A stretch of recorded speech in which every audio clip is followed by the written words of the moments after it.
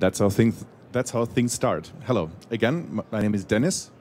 I'm Vice President Technical Operations at Solaris Bank, a leading banking as a service provider in Europe. And in the next roughly 45 minutes, I want to tell you a little bit about how we started out and how we eventually ended up in the cloud. So first of all, before I dive into our story, I want to tell you a couple of facts about me so that you know who is actually telling you this story. So I'm 42 years old. I have two kids, 15 and 7. And I consider myself as an engineer by trade. So I basically grew up in my grandfather's workshop. He was an electrician. And for those of you who know that in the late 80s, early 90s, computer came without a GUI, that was also my first interaction with source code. So there was a program that was called Gorillas. It was a game. And I just, being 9, 10 years old, just fiddled around with the source code because you had to execute it explicitly, pressing F5. And this is basically what I tried out. And I won't tell you that I didn't know anything about backups back then and had actually to wait for the next computer that my grandfather would buy. That Gorillas.bus would actually work again. So at Solaris Bank, I joined in 2016, and I'm in my 4th role in the meantime. So looking at the development steps that we had at the company, I hope that some of the things that I'm telling you today will maybe help the one or the other person who are in similar challenges that we have been. And for this, let's have a short look at the agenda. So I broke it a little bit apart in 3 pieces. The first part of my talk will be how we started out, how we bootstrapped the company, the immediate challenges that we saw back then, be it because we were a fast-growing company, or also because we were just exposed to the regulations from the German regulators as a fully licensed bank. Afterwards, I will tell you a little bit about how AWS helped us in resolving some of these problems. And in the last part, I will tell you a little bit about where we stand today and what our plans are for the future. In order to bring you up to speed for the stuff that I'm telling you, I want to tell you a little bit also about what Solaris Bank is actually doing. So at Solaris Bank, we consider ourselves as a technology company with a banking license, which means we are not the regular bank.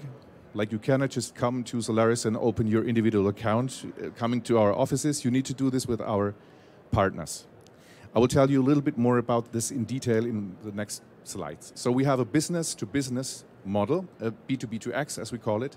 So Solaris Bank is providing technology that can be embedded from other companies into their respective products. So they enrich their products with financial services. We, in the meantime, there's 650 employees. We are actually more than 700. I looked it up. So when I created this presentation, that's a couple of weeks back, we are growing rapidly. We have more than 60 nationalities at the company. It's a very diverse company. And just this summer, we closed our D round, our last funding round, which sent us directly into the Unicorn Club. And we acquired one of our competitors, which gave us also access out of continental Europe into the UK. As one special thing that we are really proud about is that we are operating out of 5 different countries in Europe in the meantime. So we used to be a German company. In the meantime, we're an international company. Now a little bit more about the actual idea behind Solaris Bank.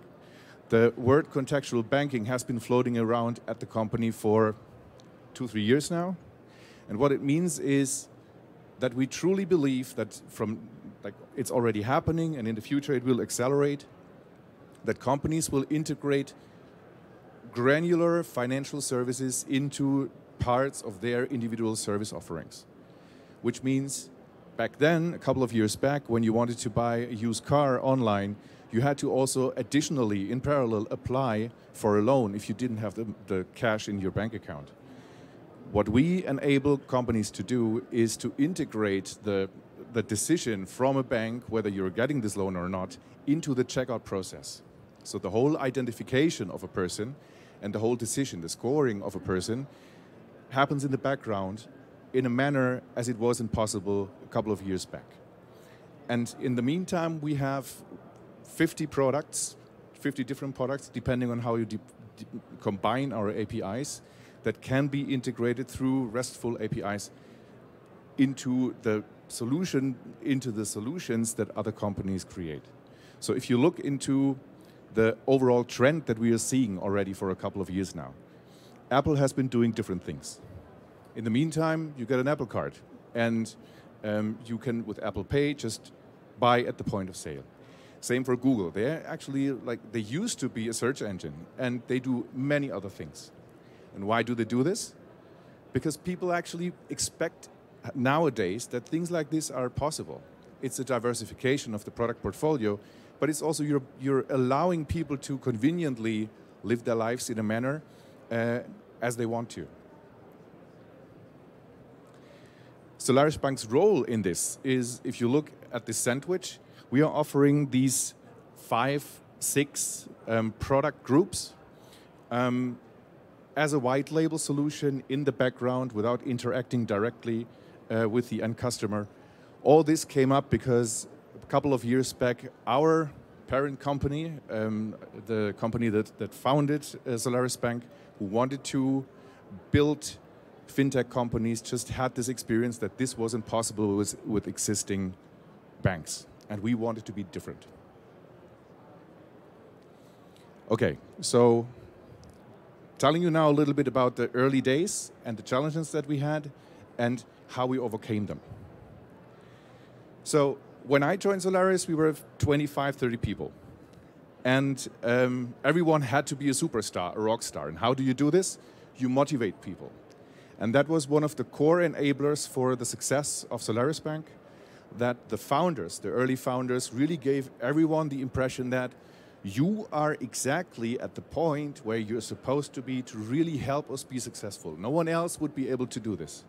We were all entrepreneurs, not only the founders. And that motivated everyone immensely. Back then, it was still unclear what our actual product would be. It was just clear that, okay, we were granted the banking license, we applied for it. But how in particular the products will look like that we built first was something that we had to test out in a lean manner with the market. So building up some foundation and at the same time checking just the market need was one of the first things that we did. And the market need was just immense. Like we saw that a lot of companies were out there that were craving for another company that would enable them to provide financial services. Of course, we built POCs and we built monoliths. And some of these monoliths also ended up to be version 1, 2, 3 that were running in production. We all know this. Usually you just want to try something out and then build it in a better manner. Yeah, also, in our case, we had to somehow live a very lean approach in there and see that we stabilize things as we go. We already tried to ensure that from an architectural perspective, and you need to imagine that the tech team grew basically by 100% each month. We onboarded an immense amount of people, and onboarding not only means giving them access to systems or to source code and to repositories. You need to tell them what to do. And that was, of course, because it was the early days, very challenging. We didn't do that well. So while we tried to create architectures, software architectures, that already had some breaking lines in there where we could say later on we will break out, for example, an authentication out of an existing service, that part of the code had already changed when we were just about to somehow get it out because other people had already implemented changes in there. So catching up with the real world was a challenge. What we did back then is that we said, we need to create a platform where we will be able to horizontally scale our coding or our software development, our product development. And the notion in 2016 in Germany was, if you go to a hyperscaler from the United States, the chances that you will get into trouble with the regulators are pretty high. So also there, let's come up with an approach that gives us all possibilities later on, but start on-prem. So we built an on-prem system, completely based on Linux, on a lot of HashiCorp tools. Thanks, guys. I saw them yesterday somewhere here.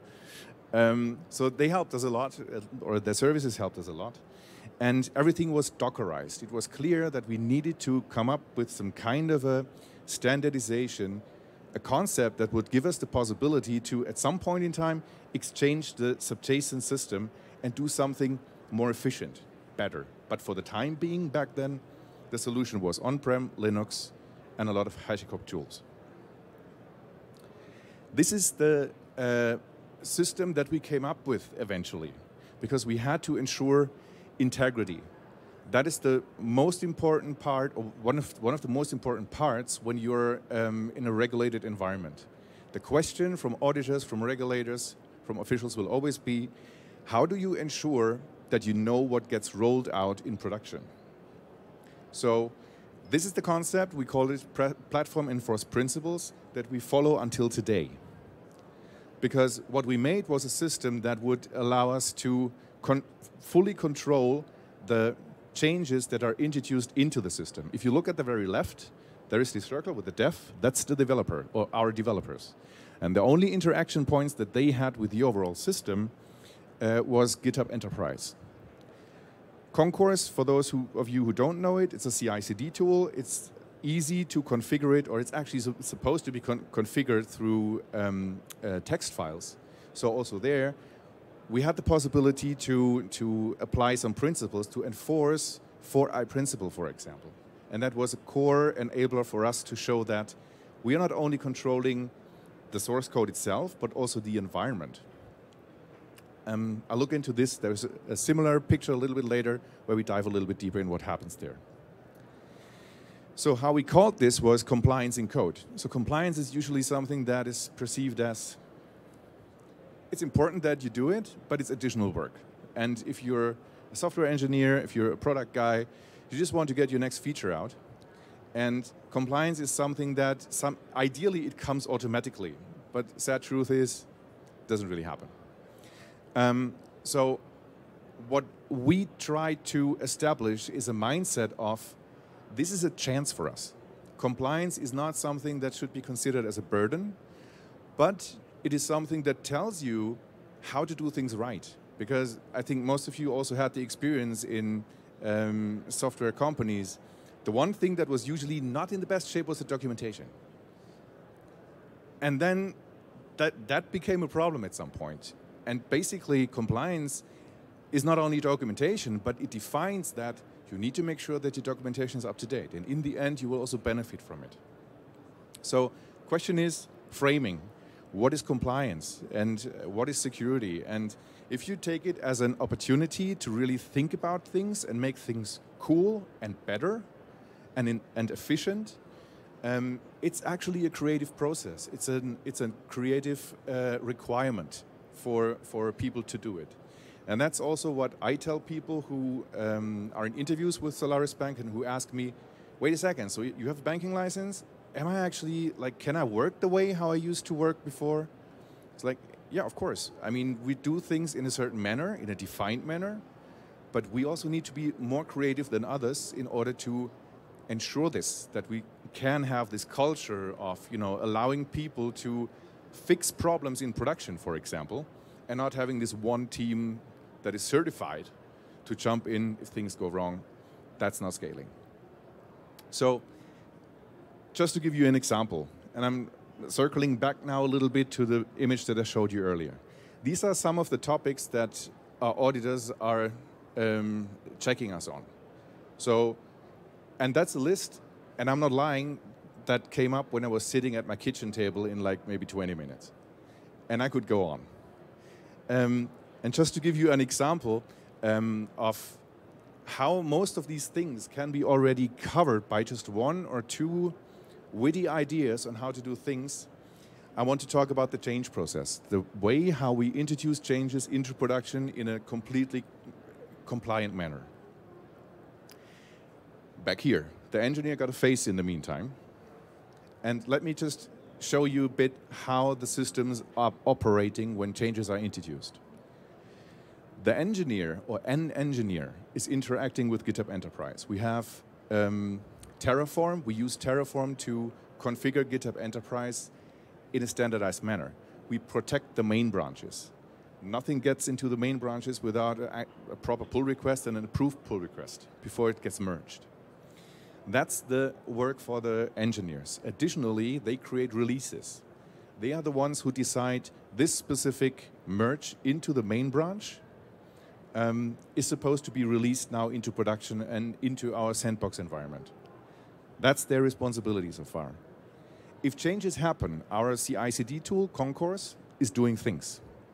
And these things are not only building and testing, that's the obvious part of what CI/CD tools are doing. The cool thing is, if you look up Circle CI online, it says something like your automate everything tool or something. And it's really like that. You can use Concourse to execute scripts or to define scripts that you execute in different manners. So what we do during our rollout process is that not only we are testing assets, not only we are tagging assets, everything is Dockerized, remember? We are not only tagging assets that are matching the Git SHA of a specific change, we are also creating tickets in Jira. And we are using these tickets for additional triggers within this process. The actual requirement in Germany from the regulators for banking-related functionality is you need to ensure that you have a technical review and a functional review. Which makes sense, because usually you have someone who understands the domain, someone who understands the financial systems, the transaction networks, and so on. That's the functional review. And you have a tech person who understands the code that is supposed to be introduced. Now, in traditional banks, this leads to release trains or bigger releases, because you have to go through this effort to get these approvals in and people to understand what's actually happening. We are rolling out more than 300 times per week. And we really want to keep it like that. We want to allow the product development teams to really be quick and fast in releasing new versions, to fix things, but also to, of course, deploy new functionalities that the market is waiting for. And how this process in detail works is the PR is approved and merged. From all these merged changes into the main branch, the engineers can create releases. If such a release tag is created in GitHub Enterprise, it automatically creates a Jira ticket on a Jira project where only the product owners have write access to. They get a new ticket. This ticket contains the information on the release. This ticket is in a waiting state, and they can just drag and drop this ticket to approved or rejected. If they put it to approved, changing the ticket also triggers again our CI/CD tool, which automatically rolls out exactly this specific version of the Docker container into the respective AWS account, into production. And by doing this, we can prove the full, or we have the full audit trail. We can fully prove who had, at what point in time, a look at the change, and we have directly the names connected to the respective approval. That's something that proved as bulletproof when we were talking with the auditors and regulators. Explain it to them. We were able to show them also like data, like based on data, that all the changes really went through these steps, and that's something that we will refine it even in the future. But at the moment, we can just concentrate on other things because this is solid. So now, AWS quite had an impact on Solaris Bank and on the way how we do things. Back in 2019, we were 12 product engineering teams. We are more than 20 in the meantime. And back then, we had one platform team. You remember, we were still operating on-prem in a distributed system based on HashiCorp. And the problem that we had back then was that the platform team was basically responsible to provide everything that had to do with the persistence. You cannot just allow people to create databases in a manner where the databases need to be set up themselves as well to be highly available. Also just in terms of giving like access to the crown jewels of everything that we have is something that we couldn't really allow teams to do themselves. That would have been not compliant. So we had outgrown our concepts back then. 12 teams were just too many for the platform team to really be like a service provider for. So we had to somehow come up with a new solution. So status quo, what was there? We were Dockerized back then. That was good so far. We had a lot of standards established and templates. So all the teams used base images that already came with certain functionality to, for example, register in Consul. And so that helped us speed things up, but it was, at that point in time, not enough anymore. All the services were stateless. That was something that we also pushed the teams to do, just to be aware of. Having stateful services is just something that keeps you from really doing the good things at a later point in time.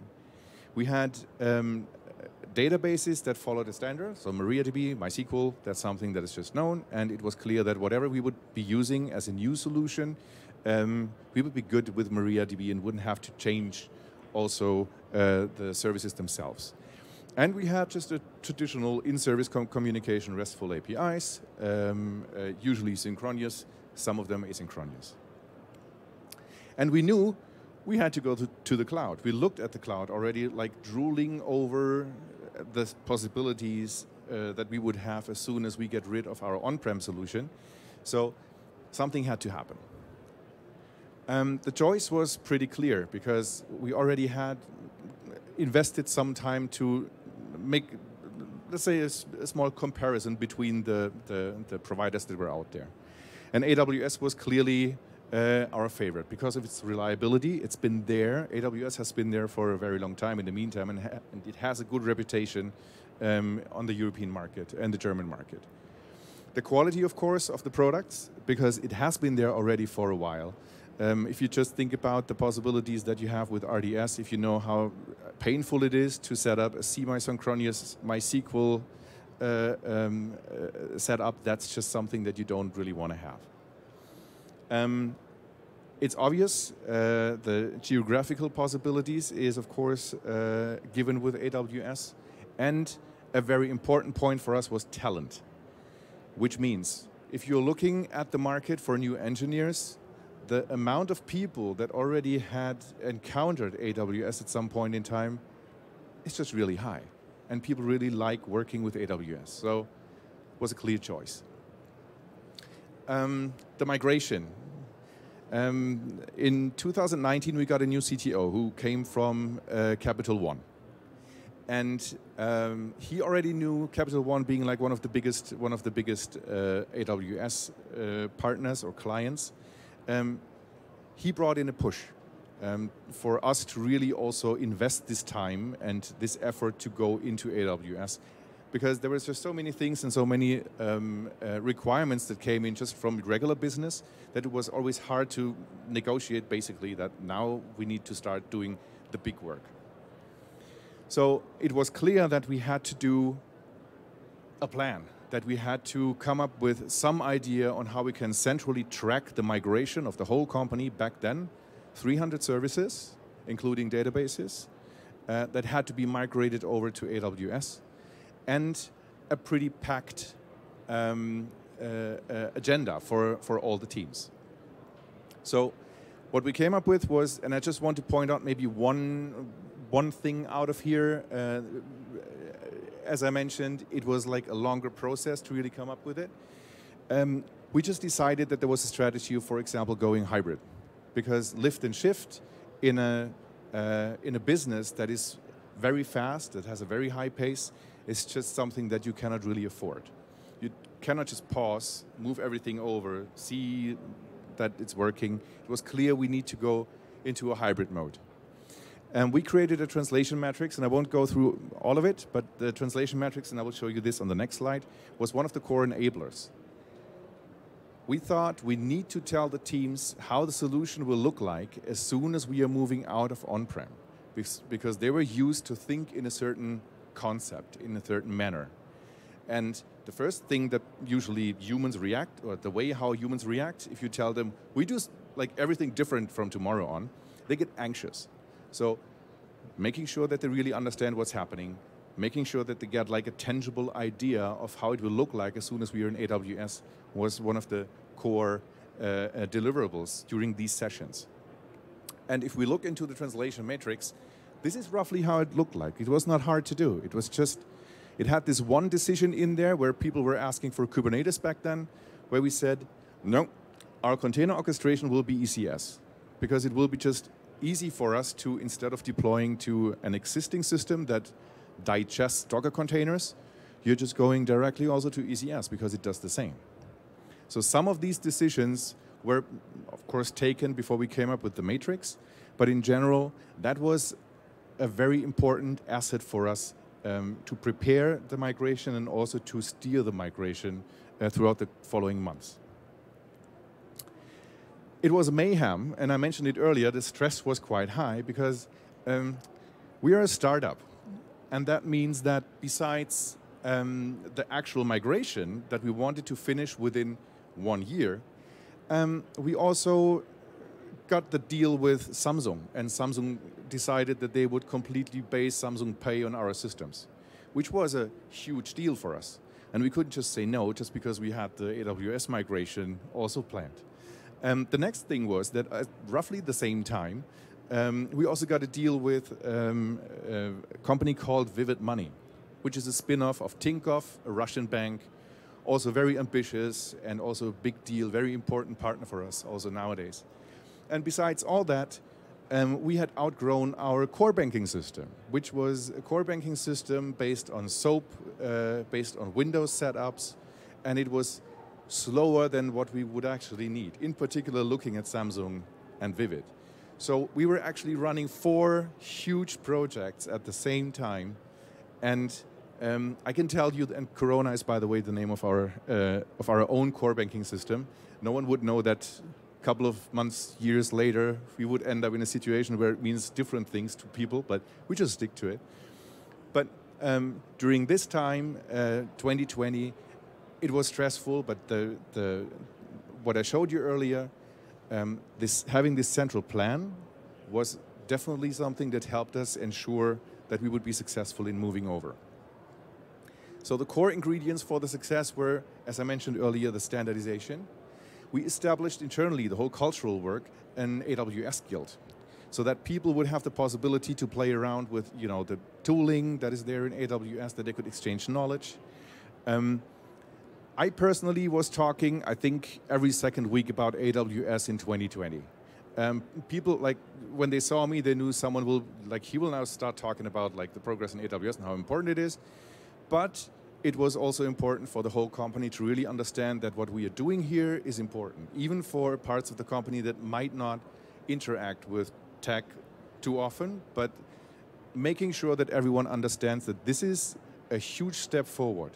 And this is something where we need to support, where the whole company needs to support also tech and product to really make this. That was a core deliverable for this. We brought in external consultancy, because if you think that you are the one who knows just everything best, that rarely works. So we got consultants in who helped us really understand whether the concepts that we came up with, for example, for the AWS accounts, the whole setup, also we needed to have like the standardization, of course, in place also for AWS and in the future. Someone who would make a cross-check and give us hints in how to improve things. And we introduced the buddy program, which meant for all the product teams that were supposed to move their own services over to AWS, because you cannot do 300 services through like 3, 4, 5 people who would just like take over this responsibility. You need to build up this knowledge within the teams and at the same time enable them really to do it themselves. And if they have questions, ask their buddy. So the 4 or 5 people who would usually do this, maybe in other companies, were for us the AWS buddies who would just be the bearers of more knowledge and who would sit together with the product teams and help them do the changes in case that they needed help. What it also allowed us to do is the definition of resiliency tiers, and that's something that really helps us tremendously now to boost the whole BCM topic within the company. Because if you're growing rapidly, compliance and so on also comes with requirements regarding risk. The concept or having different standards for different criticalities, for different important systems, has been something that allowed us to come up with a completely new idea on how we would deal in a case of disaster. That's something that we, of course, I mean, this takes quite a while. That's something where we are still in the middle of. But this level of depth is something that just only the cloud allows you to do. So this, in the end, gave us the possibility to really move over to AWS with all our product services within the scope of, it's actually 11, it was 11 months, but 12 sounds better. It was 100 engineers who really built up this knowledge besides their usual tasks that they had. And the question was, after we've been there, how do we bind this? How do we make sure that now, as we got the migration, this is only the beginning. This is what happens now, is we enable the teams to do stuff themselves. So AWS helped us, or the systems in AWS help us to be quick, to scale our business quicker than before, because we removed the dependencies, the central dependencies, the bottlenecks within the organization. But at the same time, you also need to steer this and give a certain direction to your teams. So the clear impact that we saw there was that, as I mentioned, this central bottleneck went away, and that the teams themselves were also able now in the meantime to challenge basically the status quo. Because before that, it was just clear there are certain things that you can do. There were just not other technologies there. With AWS, we have way more possibilities to implement systems and technologies, and by this also to improve the quality and the reliability of our products. The operational changes, of course, are obvious. Before we moved to AWS, we had to create a ticket to get a new VM. That's gone. So the whole efficiencies in terms of what you do on a daily basis just increased massively. And you can tell, if you're just following our Slack channels, that the conversations that are happening in between the teams are less, hey dude, I'm still waiting for this change to happen, can you please do that? But it's more a ping pong, where they are challenging each other. And that's really a huge benefit that we see in terms of how the culture changed by just going horizontally with multiple accounts in AWS. And just to make sure that you don't have to keep track, like active track on things, AWS also provides you with a certain set of functionalities that we are still refining, of course. That's also like not a target that you just put for yourself and then you arrive there. It's an ongoing process. You're adapting the standards and the requirements for yourself on a constant basis. So in particular, the service control policies help you to really define how the systems will look like. The service control policies basically allow you to give a blueprint of the applications that are open for your organization to use in AWS. And that's something that we enforced quite early. Tagging, just to ensure the visibility, is something that we also enforce in the meantime to make sure that we just have the possibility to have an idea of what's happening in there and where the costs are going. And there is a lot of stuff that you can just predefine to define the outer shell of everything that is used within the cloud. Of course, alerting, just as a very specific thing, everything that you do, we have we have 2 security teams, and these 2 security teams get notified in case that things are not going as we wanted. So manual changes. There are some changes that need to happen manually. They get alerted in this case. Most of the changes, 95%, are executed by TerraGrunt and Terraform, where we also have this centralized approach where we say, for iPrinciple, if you want to change something for your individual account, introduce it here, have it reviewed and approved by someone else, and ship it. And this gives you the possibility for the whole monitoring, having the eye in the sky for your costs, for your usage.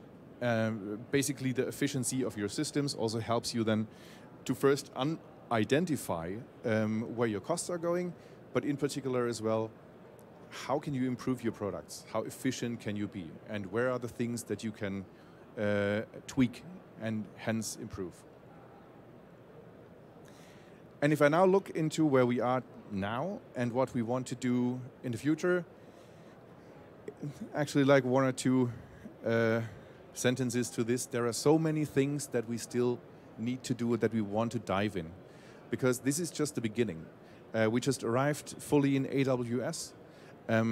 We know that there are a lot of things that we can do to improve, be it autoscaling, because autoscaling is not just this one button that you flip and then it magically works in the manner as you expect it to do.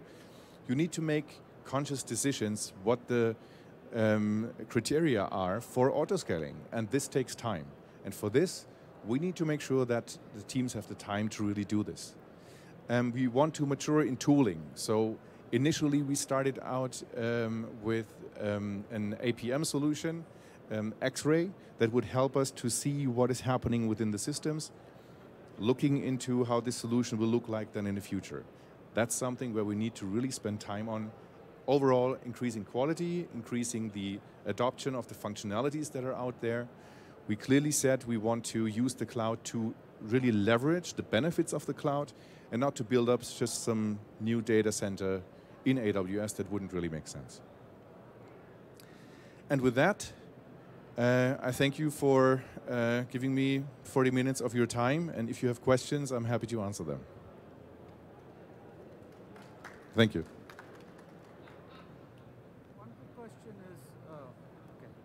One quick question is in the release cycle, right? So there is always a concern about the risk. So what do you do for like analyzing the risk and the blast radius of the change? So your question is what we do? Mm-hmm. Okay.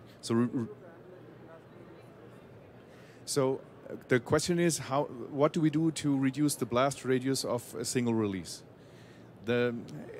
So if you're releasing more often, you're introducing smaller changes. That's like this one truth that led at some point in time to the agile work methodologies. That's what we do. We try to keep the releases very small. And at the same time, it's a service-oriented architecture in general, which means we have different dependencies between the services, of course. But if one of these services goes down, it is usually only limited, the incident is only limited for this specific product or this specific service or the services that are directly depending on it.